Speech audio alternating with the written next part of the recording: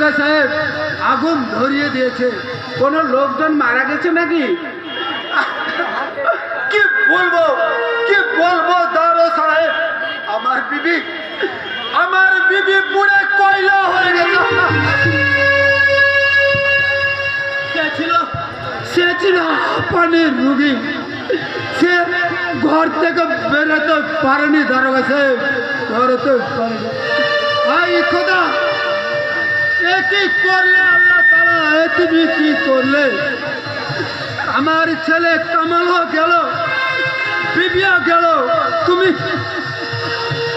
আমার ইন্তিকাল করো ভগবান আল্লাহ, তুমি আমার ইন্তিকাল করো। সামান্য একটা অপরাধে একটা পুরো বস্তিকে পুড়িয়ে দিল ওরা। আর বলবেন না স্যার, হাতে ক্ষমতা থাকলে মানুষের দয়া মায়া থাকে না। নইলে কামাল ভাইয়ের মতো এত শান্তশিষ্ট ভদ্র মানুষকে অকালে প্রাণ দিতে হবে কেন বলুন তো? আপনি কি জানেন, মনোজবাবু বলেন আমি হচ্ছে এই মোল্লাহাটির মুকুটহীন সম্রাট, আমার মুখের কথাই আইন। এ কথাও বলেন জি, উনি দারোগা বাবুকে পর্যন্ত ধমক দেন। তাই বলে দেশে আইন কানুন বলে কি কোনো কিছু নাই? আইন কানুন বলছেন দারোগা সাহেব, আইন কানুন তাদেরই কথা বলে যাদের আছে লক্ষ লক্ষ টাকা। আর গ্রামের সাধারণ মানুষের যারা পুলিশ শাসন করে, তাদের এই খোদা তাআলার মেহেরবানি তারা কোনোদিন পায় না, তারা কোনোদিন পায় না।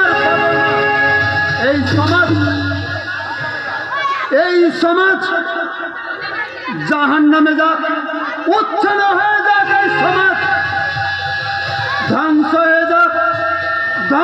হয়ে যাক, তো সব দুনিয়ার শান্তি শৃঙ্খলা। শান্ত হও সাহেব চাচা, শান্ত হও।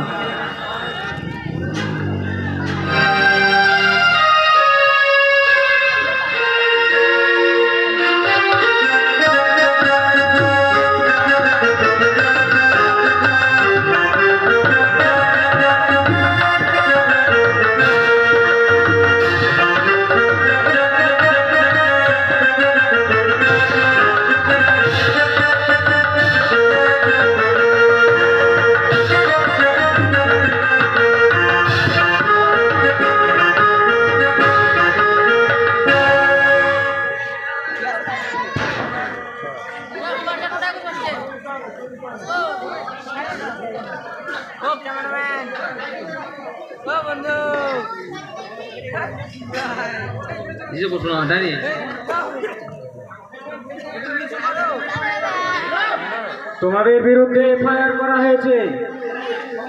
স্বপন সিংহ রায়কে অ্যাটেম্প টু মার্ডার অর্থাৎ খুন করতে চেয়েছিলে। আর দ্বিতীয় কেস, ওই চাষি বস্তিতে তোমরাই আগুন লাগিয়েছো। আমাদের ঘরে আমরা আগুন লাগাবো? আমাদের ঘরে আগুন লাগিয়েছে কানাই। আমরা তাড়া করতে বেটা পালিয়ে গেল। ঠিক ধরে ফেলতাম স্যার, কিন্তু বস্তি তখন দাও দাও করে আগুন জ্বলছে, আগুন লিভাবো না ওই বেটা শয়তানটাকে আমরা ধরবো, সেই সুযোগে বেটা শয়তান পালিয়ে গেছে। আপনি আমাদের কেসটা লিখে নিন স্যার। কানাই আমাদের বস্তিতে আগুন ধরিয়ে দিয়েছে, তাদের পুড়ে মারা গেছে কামালের মা। তাছাড়া আমাদের সন্দেহ হচ্ছে কামাল ভাইকে খুন করেছে ওই মনোজ বাবুর পোষাগন্ডা কানাই আর বলাই। তোমাদের ডায়েরি নেওয়া যাবে না। কেন স্যার? বড়বাবুর হুকুম। এটা কেমন বিচার? 10খানা ঘর পুড়িয়ে ছাই করে দিয়েছে, একটা অসুস্থ মেয়েকে পুড়িয়ে মারা হয়েছে, তার ন্যায্য বিচার কি আমরা পাবো না? থানা পুলিশ তাহলে আছে কি করতে? দেখো ভাই, হুকুম তামিল করাই আমার কাজ। আমি বুঝতে পারছি তোমাদের অভিযোগও ডায়েরিতে লেখার যোগ্য, কিন্তু আমি নিরুপায়। আপনারা শুধু তেলা মাথা তেল ঢালবেন বাবু। তাহলে এরকম অত্যাচার চলতেই থাকবে? আমরা কি আর কোনো সুবিধা পাবো না? থানা পুলিশ তাহলে কি করতে আছে? তেলা মাথাতে আপনার শুধু তেল ঢালবে, এই বৈষম্য চিরকাল চলতে পারে না। চলতে আমরা দেব না।